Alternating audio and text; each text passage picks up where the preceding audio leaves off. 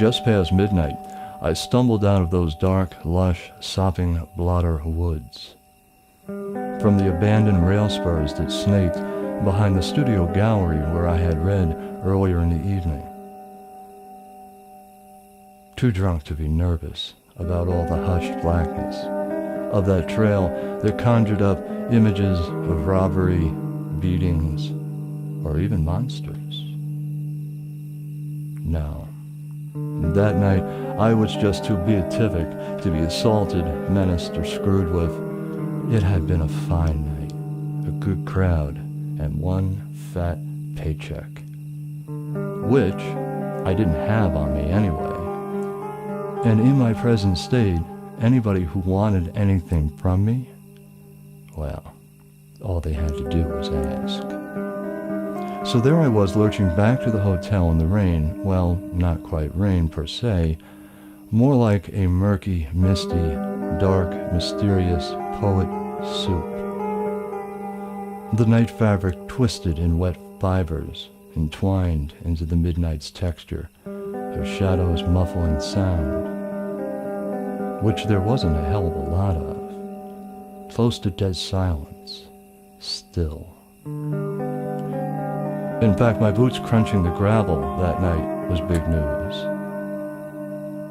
Just past the station depot, I started up a steep hill, and things changed. Paved with a smooth, new blacktop, there was, at the crest, a traffic control device, and it looked like it was stuck on stop. It never changed as I approached, but that wasn't the remarkable thing.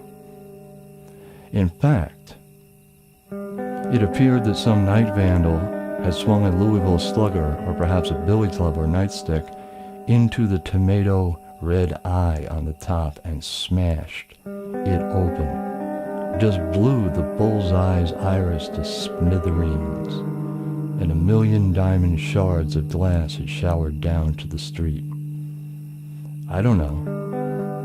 Maybe somebody shot it out. Really, the truth was that they didn't succeed. Not only did the barn fire light still burn just as brightly, but it appeared like a bucket of fire engine red paint with the bottom sawed off. All that color gushed down to the street like a crimson waterfall, pouring a stain of cascading ruby jewels over the freshly adhered black gold.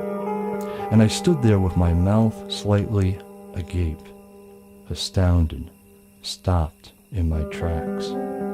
I had never seen anything so beautiful in my life. And I thought this: if I walk into that bright red stream, that gash of flame lit torrents gushing like rapids down the hill to form a chilly pepper pool below at the bottom, you know, I might. It's very possible. I might just sink in.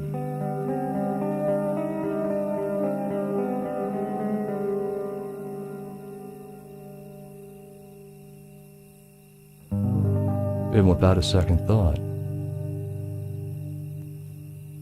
I headed for the center of it, thinking, maybe it's worth a shot.